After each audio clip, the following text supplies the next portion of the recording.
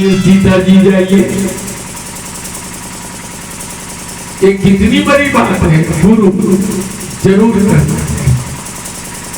88,000 ऋषियों का जमावड़ा है, उसमें सौनक आदि उनके सभी के मुख्य हैं।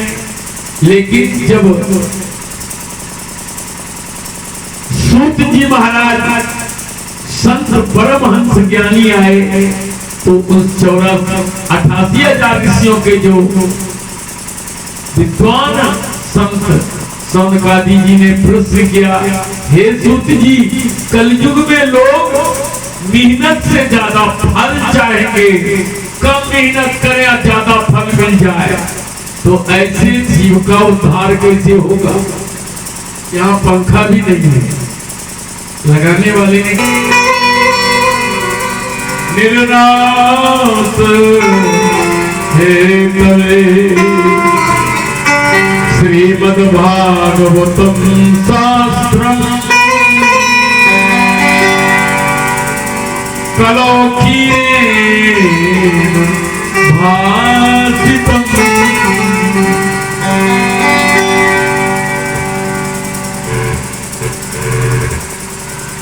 भगवान की विचित्र लीला। कहते तोता बड़ा मीठा बोलता है, किंतु बोलता वही है जो उसको सिखाया जाता है। तो श्री सुखदेव महाराज जी ने जगत में कल्याणकारी भागवत रूपी फल प्रदान तो किया, पर वह मनमुखी फल नहीं है। ध्यान दें,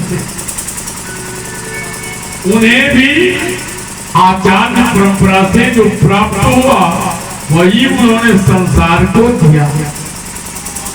आचार्य परंपरा, ऐसा नहीं कि मनमुखी जो है बोल दिया कर दिया।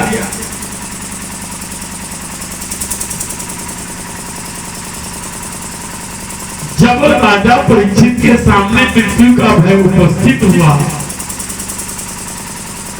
और 7 दिन ही उनका निश्चित समय है, 7वां दिन के बाद ही उनको तक्षक काट लेगा 7वां,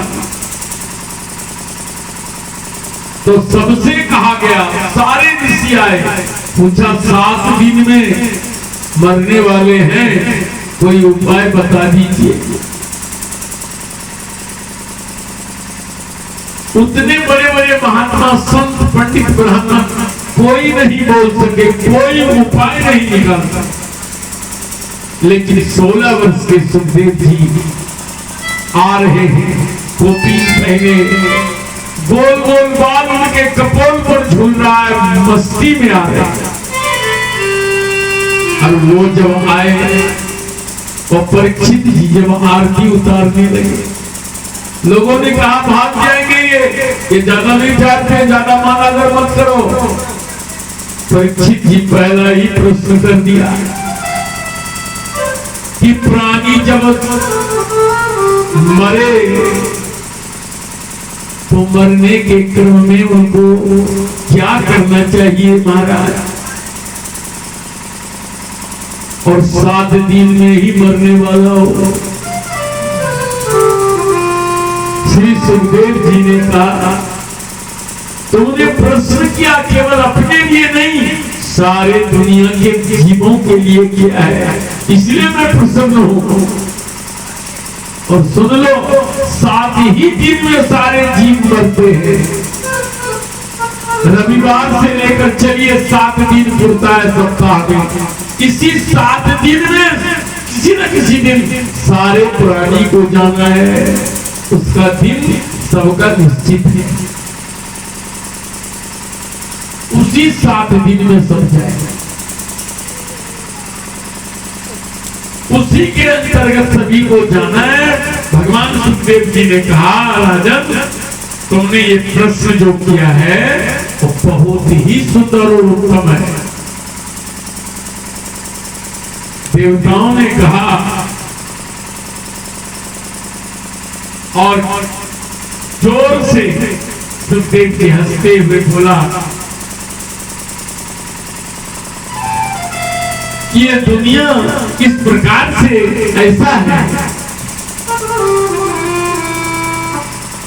कि 7 दिन के अंतर्गत किसी दिन हमको मर जाना है, तो हम इस जीवन में जब तक हैं तो क्या करना चाहिए? बोले 3 काम करना चाहिए।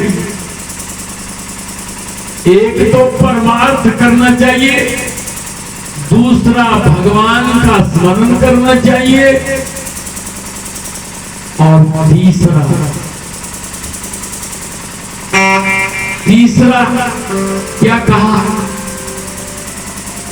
तीसरी बात उन्होंने कहा, पहला नंबर तो परमार्थ करिए, चाहे वो गरीब हो, साधु हो